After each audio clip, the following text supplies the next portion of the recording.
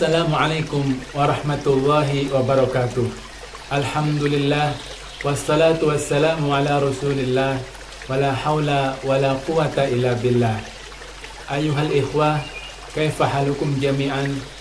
Ikhwan dan akhwat rahimakumullah, kaum muslimin muslimat dimanapun berada. Sehari-hari umat Islam sering mendengar ajakan atau perintah istiqomah dalam kebaikan dan menjauhi keburukan dalam berbagai kegiatan maupun kesempatan.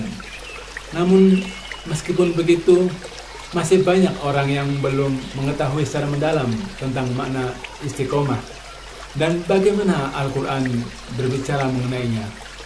Nah, pada kesempatan kali ini izinkan kita berusaha sedikit membahas tentang berusaha istiqomah atau muhawalatul istiqomah.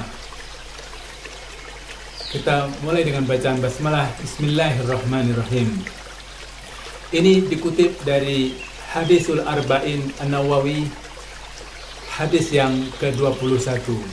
Al-Hadithul Hadi wal Ishrin, hadis yang ke-21. Bunyi hadis itu adalah sebagai berikut. An Abi Amr wakila Abi Amrah Sufyan ibnu Abdillah radhiyallahu anhu. Dari Abi Amr, dan di riwayat yang lain dikatakan dari Abi Amrah Sufyan bin Abdillah radhiyallahu anhu.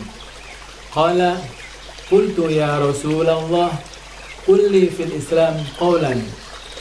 Abu Amr berkata, wahai Rasulullah, qulli fil Islam, ajarkan kepada aku di dalam akidah Islam, di dalam ajaran Islam, qawlan, pernyataan.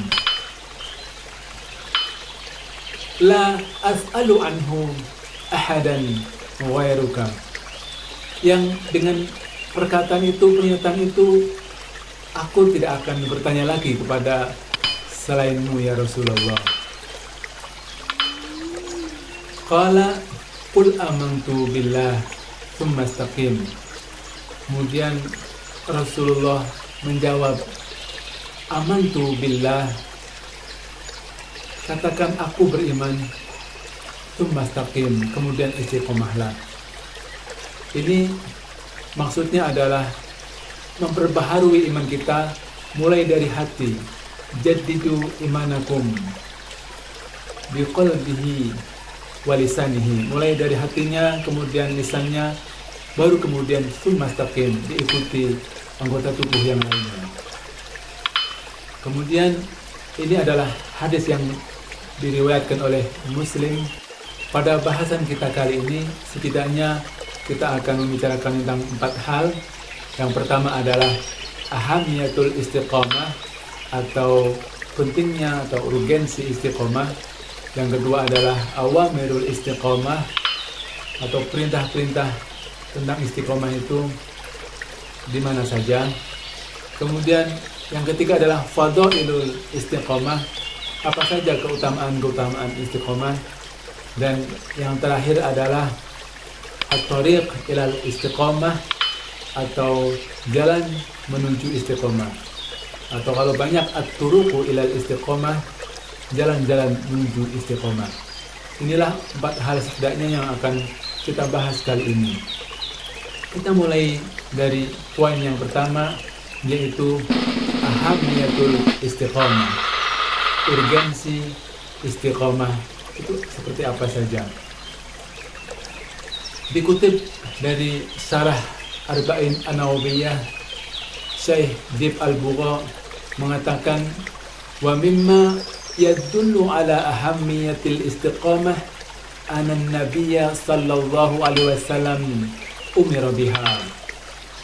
Dan di antara dalil, di antara petunjuk tentang pentingnya istiqamah itu, yaitu anna nabiyya umira biha, bahwa sesungguhnya Nabi Muhammad sallallahu alaihi wasallam itu memang diperintahkan untuknya. Qala Allah Ta'ala fastaqim kama umirta. Surat Hud ayat 112.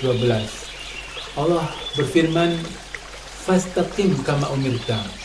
Ini tercantum dalam surat Hud ayat 112. Kemudian qala Ibnu Abbas radhiyallahu anhuma, ma anzala ala Rasulillah fi jami'il Qur'an ayatan kanat asaddun wala asyaqqun alaihi hadhihi al-ayah.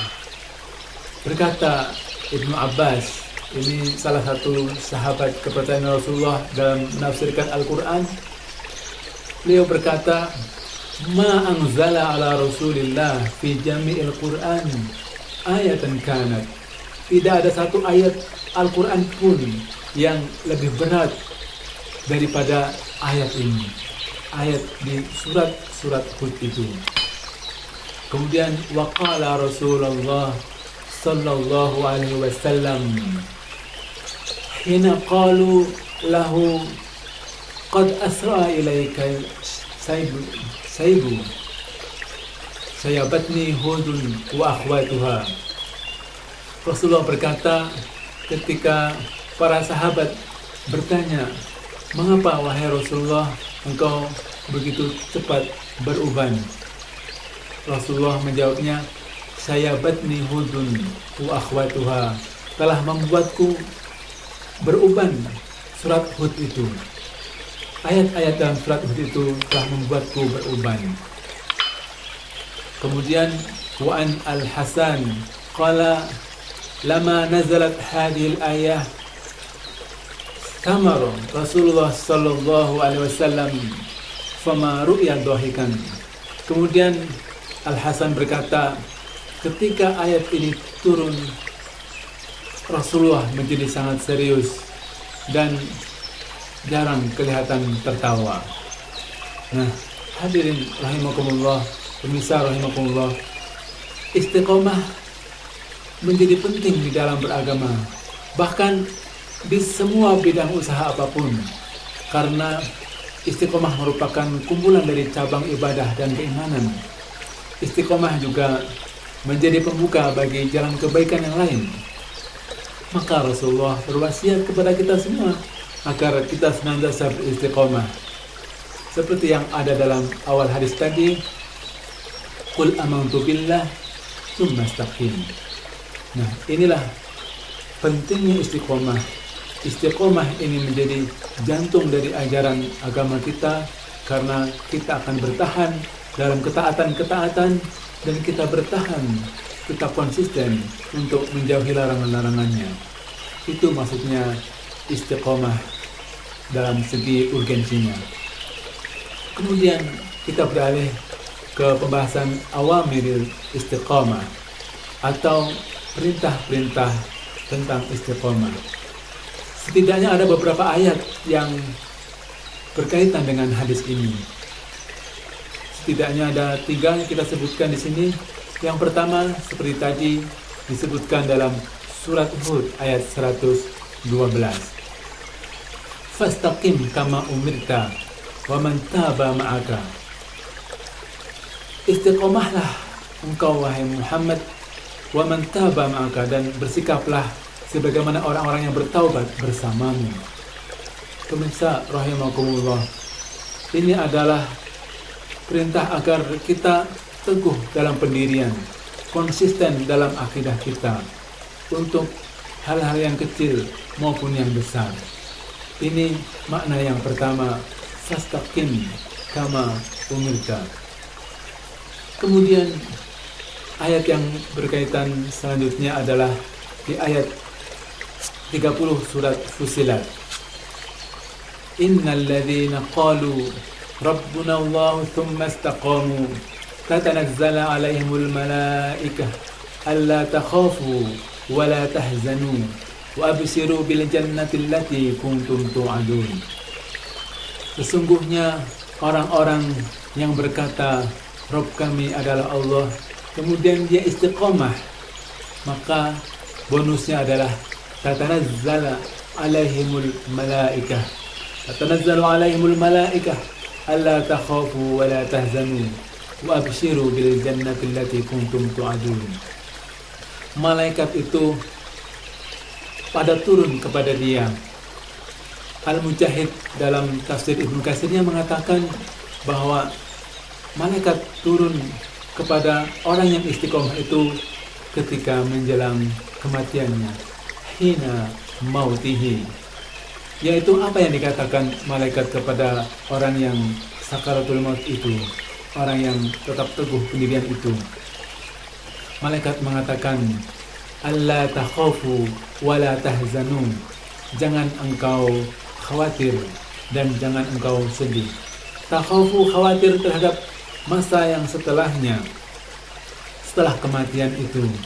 Kemudian la tahzanu, dan juga tidak bersedih terhadap hal-hal yang ditinggalkan. Rasulullah, malaikat ketika mengatakan kepada orang yang sakaratul maut ini, seolah mengatakan, biarlah aku yang akan mengurusi apa-apa yang kau tinggalkan, harta benda, keluarga, anak dan istri. La tahzanu, jangan engkau bersedih. Wa abshiru bil jannati allati kuntum tu'adun, dan berbahagialah dengan surga yang sebagaimana Allah janjikan kepadamu. Itu yang kedua. Dan yang ketiga adalah surat Al-Ahqaf ayat 13. Hampir sama. Innal ladzina qalu rabbuna Allah tsumma istaqamu fala khaufun 'alaihim wala hum yahzanun. Sesungguhnya orang-orang yang mengatakan Rabb kami adalah Allah, kemudian dia konsisten istiqomah, fala khaufun 'alaihim wala hum yahzanun. Tidak ada kekhawatiran baginya dan tidak ada kesedihan. Dan ini adalah perasaan yang selalu yang diinginkan oleh manusia banyak. Tidak ada kecemasan terhadap hal yang akan datang dan tidak ada kesedihan terhadap hal-hal yang berlalu. Itu adalah beberapa ayat yang berkaitan dengan hadis ini, hadis ke-21 di Arba'in An-Nawawi ini. Nah, dari hadis tadi kita juga bisa memetik sebuah faedah, sebuah pelajaran. Nah, ini yang kita bahas adalah al-fawaidu minal hadis. Faedah-faedah dari hadis yang ke-21 tadi. Setidaknya ada beberapa hal yang kita lihat dari hadis yang kita bacakan di awal tadi. Yang pertama adalah hirsus sahabah radhiyallahu anhum radhiyallahu alaihim ala nashi wa ta'allamuddin. Ini adalah ketika ada para sahabat yang bertanya kepada Rasulullah, itu menunjukkan kemauan para sahabat. Semoga Allah meridhoi mereka untuk saling menasihati, minta nasihat dan belajar agama. Bertanya pada orang yang tahu. Fas'alu ahla dzikri in kuntum ta'lamun. Semangat belajar agama mereka betul-betul tinggi sehingga mereka tidak segan-segannya untuk selalu bertanya agar lebih paham. Itu faedah yang pertama.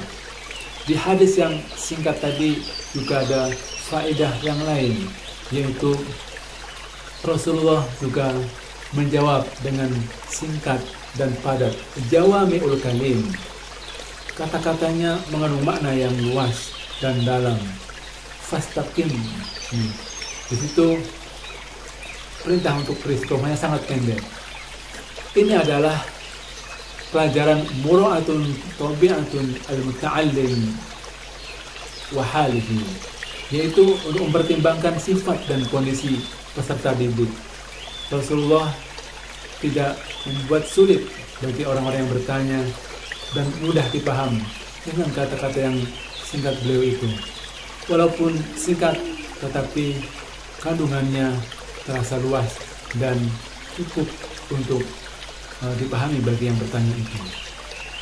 Kemudian yang ketiga adalah al-istiqamah min kamalil iman wa husnil Islam, bahwa sesungguhnya istiqamah itu adalah kesempurnaan iman dan terbagusnya Islam kita, agama kita.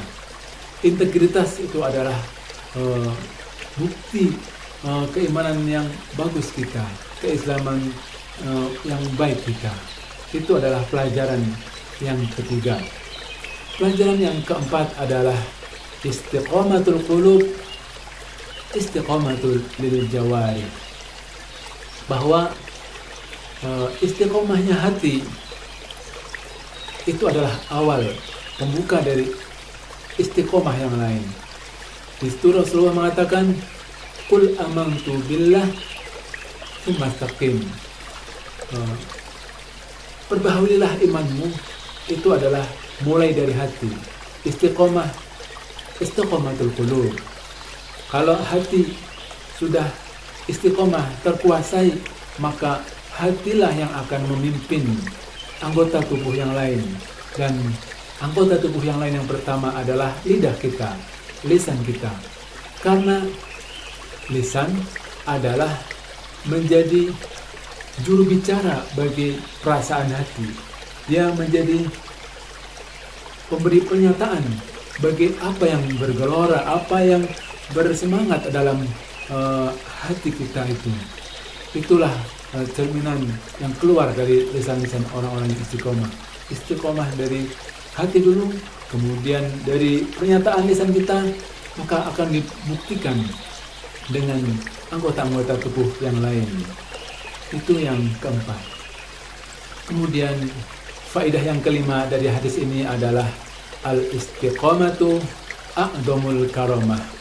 Bahwa istiqomah itu adalah lebih tinggi, lebih mulia daripada karomah, daripada kemuliaan. Kenapa? Karena istiqomah berlangsung kontinu, berlangsung terus-menerus. Sementara al-karomah, prestasi atau juara atau kemuliaan, itu hanya sesaat. Kemudian faedah yang Ibnu Athaillah menambahkan di poin yang kelima ini, beliau mengatakan al-istiqomah khairun min alfi karomah, bahwa sesungguhnya istiqomah itu lebih baik Pak daripada 1000 kemuliaan, karena itu adalah inti dari ajaran agama kita, keimanan kita. Dan yang keenam adalah al-a'malus shalihah tuhafidhu alal iman, bahwa amal-amal soleh kita itu tuhafidhu alal iman, akan memelihara keimanan kita. Amal kita, gerakan amal kita itu adalah akan memelihara iman kita, sekaligus amal soleh itu menjadi bukti dari keimanan kita. Nah, itulah setidaknya al-fawaidu minal hadis, faedah dari hadis yang ke-21 yang kita bacakan di awal tadi. Nah, kita akan masuk ke pembahasan selanjutnya, yaitu fadhailul istiqomah. Apa saja keutamaan istiqomah? Kenapa kita harus mengusahakannya? Nah, kalau kita tahu fadilahnya, keutamaannya, maka pantang kita untuk meninggalkannya. Bahkan tidak ada pilihan lain, kita memang harus memiliki istiqomah ini, karakter istiqomah ini. Fadilah yang pertama adalah la khaufun alaihim walahum yahzanun. Tidak ada kekhawatiran dan tidak ada kesedihan. Apa maksudnya? Seorang ulama menjabarkan la khaufun itu adalah kekhawatiran. Kekhawatiran biasanya terhadap hal-hal yang akan datang. Kemudian wala huznun, dan kesedihan adalah berkaitan dengan hal-hal yang telah berlalu.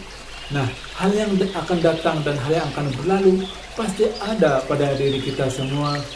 Perasaan-perasaan itu pasti ada, tetapi la khaufun alaihim walahum yahzanun akan dimiliki oleh orang-orang yang mempunyai sifat istiqomah.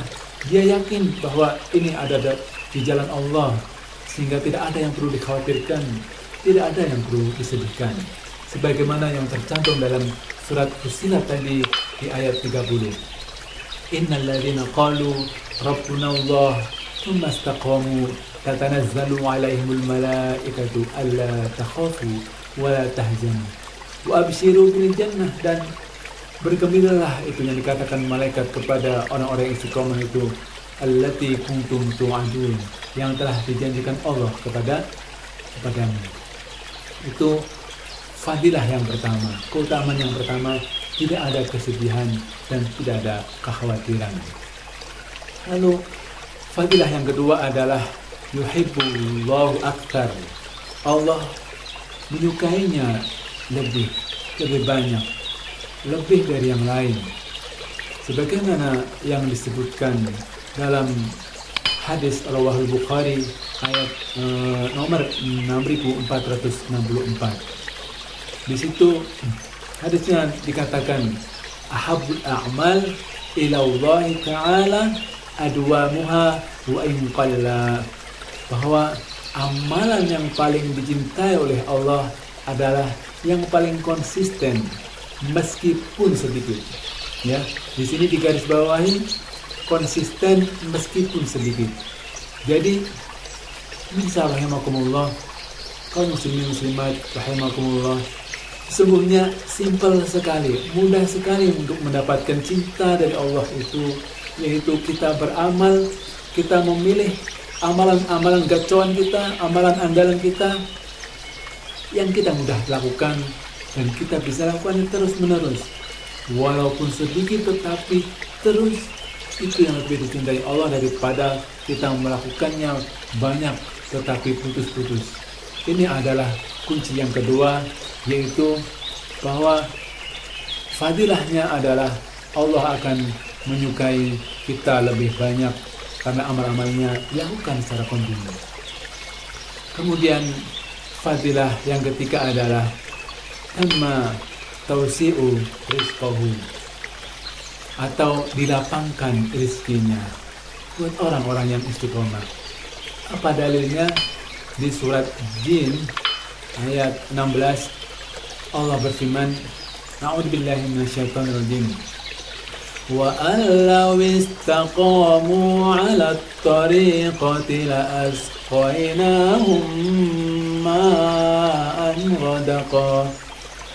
Jikalau mereka tetap berjalan lurus di atas jalan itu, maksudnya adalah jalan agama Islam, jalan Islam. Astaqamu, ini istiqomah, ya, tetap berjalan lurus, maka la asqainahum, ini janji Allah, la asqainahum, maka benar-benar kami akan memberi minum ma'an ghadaqa, air yang segar.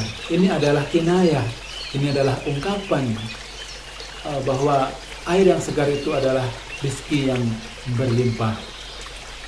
Sebagaimana hujan yang turun itu adalah bagian dari rahmat Allah yang luar biasa bagi makhluk-makhluknya. Itu adalah fadilah yang ketiga, yaitu dilapangkan rezekinya. Kemudian fadilah yang keempat adalah kuwatul iman, atau bukti kekuatan iman kita. Karena dengan keimanan itu akan terejawantahkan dengan amal-amal yang kontinu kita.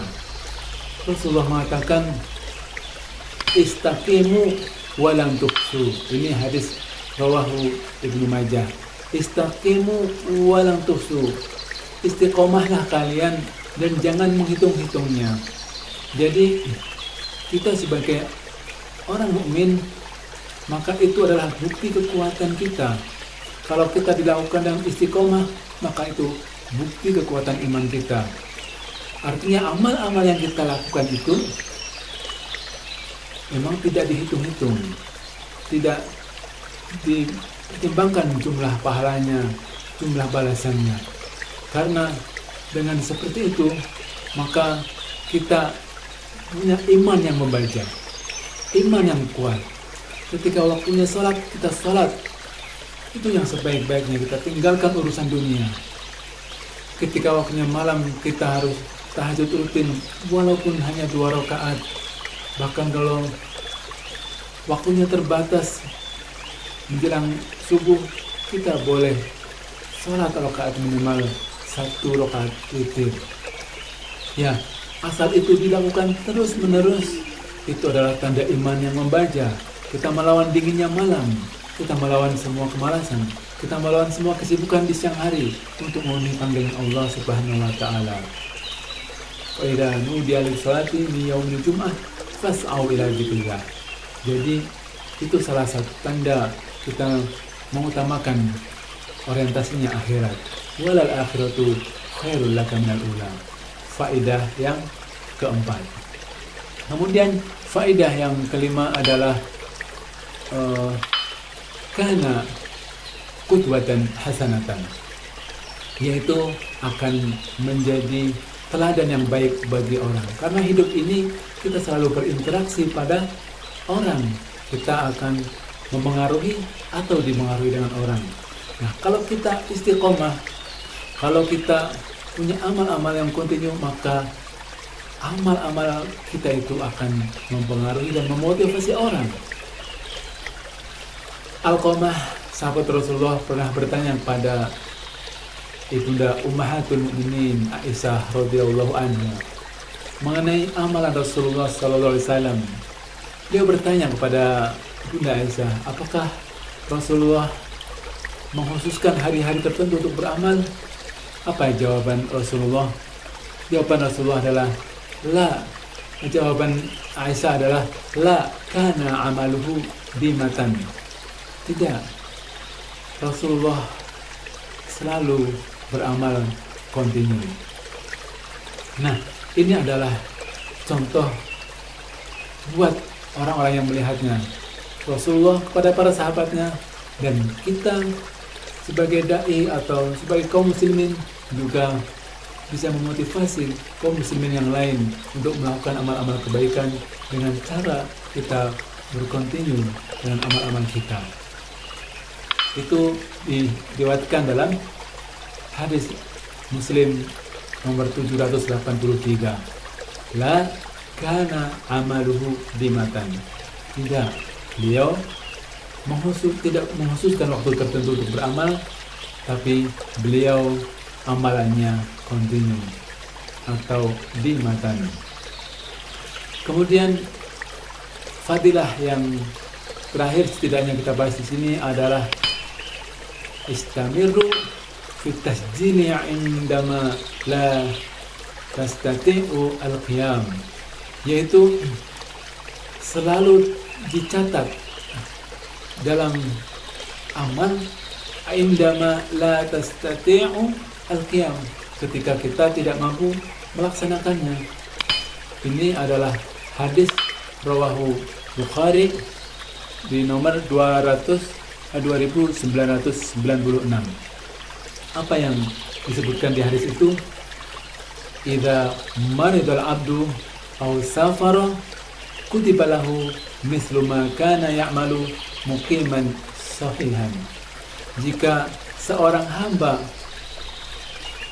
sakit atau musafir, kutiba lahu mislu ma kana ya'malu muqiman sahihan, maka dia akan dicatat sebagai orang-orang yang sehat, dalam kondisi sehatnya waktu itu, atau dalam kondisi mukimnya waktu itu.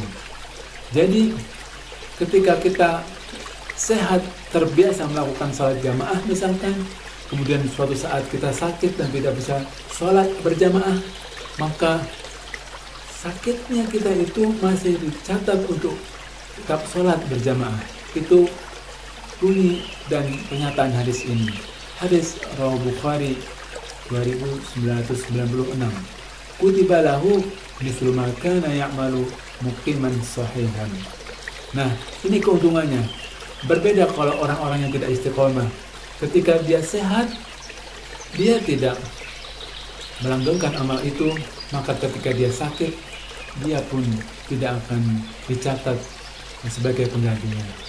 Ini adalah kasih sayang Allah Subhanahu wa taala kepada hambanya, orang-orang yang istiqomah. Nah, itulah beberapa hal tentang fadilah istiqomah. Lalu kita sebutkan lagi ringkasan dari fadilah dan keutamaan tadi. Itu apa saja? Yang pertama adalah kita tidak akan khawatir dan tidak sedih. Kita akan lebih disukai oleh Allah Subhanahu wa taala meskipun amal kita sedikit, tapi kita langgeng, kemudian kita akan dilapangkan rezekinya oleh Allah Subhanahu wa taala. Itu adalah janji Allah dalam surat Jin. Kemudian dengan amal istiqomah itu adalah bukti bahwa tanda iman kita kuat, dan istiqomah kita akan menjadi teladan yang baik buat saudara kita, buat kaum muslimin yang lain. Dan yang terakhir, kita akan dicatat meskipun tidak berbuat. Tetapi syaratnya tadi, ketika kita sehat, ketika kita mungkin tetap beramal dengan amal-amal yang sempurna itu.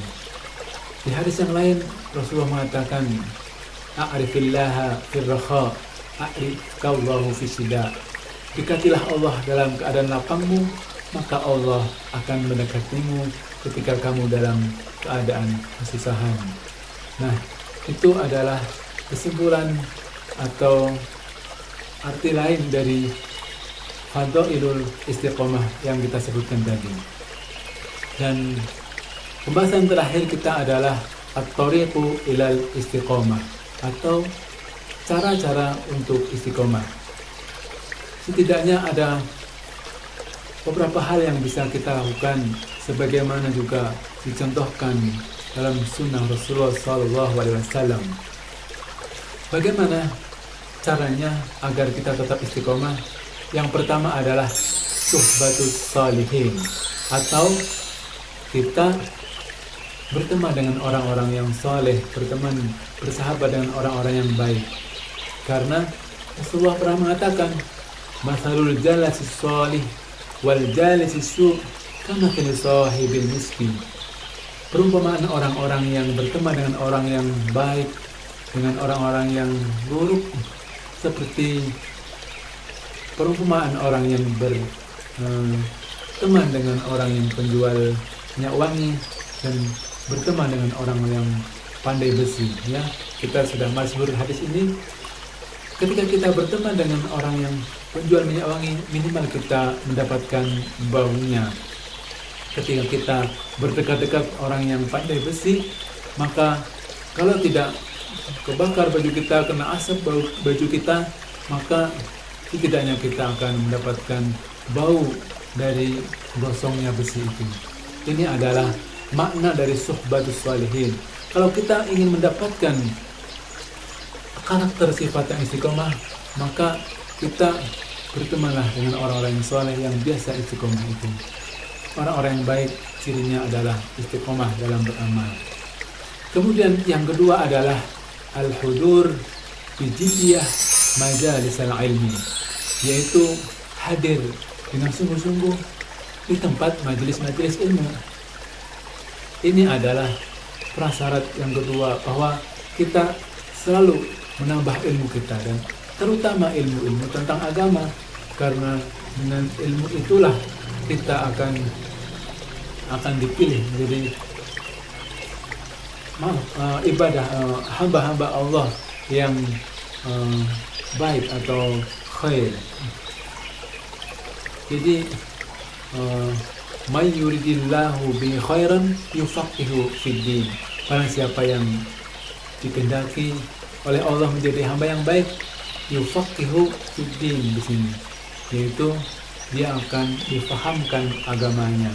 Jadi ilmu yang pertama dicari, diusahakan adalah ilmu tentang agama. Itu hadir ke majelis ilmu adalah salah satu usaha untuk itu. Di era seperti ini kita bisa lakukan melalui media-media elektronik atau device-device yang kita punya, bisa kita manfaatkan untuk mencari ilmu juga. Kemudian yang ketiga adalah al-iktsaru du'a ila Allah Subhanahu wa ta'ala, yaitu kita memperbanyak doa kepada Allah Subhanahu wa ta'ala. Ini karena keistiqomahan kita, bukan karena kemauan kita dan kemampuan kita, tetapi karena semata-mata pertolongan Allah Subhanahu wa ta'ala. Oleh karena itu, jangan bosan untuk selalu berdoa. Banyak doa-doa yang bisa kita lantunkan tiap hari. Misalnya di dalam surat Ali Imran, Rabbana la tuzigh qulubana ba'da idh hadaitana wa hab lana min ladunka rahmah innaka antal wahhab. Ya muqallibal qulub, tsabbit qulubana ala dinik. Itu doa yang lain. Wahai Zat yang membalikkan hati, balikkanlah hati kami tetap ada di jalan agamamu. Nah, itulah beberapa cara agar kita tetap istiqomah. Kesimpulannya, hakikat istiqomah itu adalah menapaki jalan dakwah, jalan Islam, dan berkesinambungan sampai bertemu Allah Subhanahu wa Ta'ala. Dan ini artinya kalau kita tetap beristiqomah, istiqomah akan berujung husnul khotimah. Istiqomah akan membawa kita husnul khotimah. Beristiqomah sebagaimana Rasulullah, meskipun kita kadang malas, meskipun kita kadang futur, tetapi selama kemalasan kita, selama kejenuhan kita tetap berada dalam sunnah Rasulullah, walaupun sedikit, kita tidak bermaksiat kepada Allah, maka itu akan tetap sebagai usaha untuk muhawalatul istiqomah. Kita mendekat pada usaha istiqomah yang Allah cintai. Mudah-mudahan bisa dipahami. Jazakumullah khairal jaza atas perhatiannya. Subhanakallahumma wa bihamdika asyhadu an la ilaha illa anta astaghfiruka wa atubu ilaik. Wassalamualaikum warahmatullahi wabarakatuh.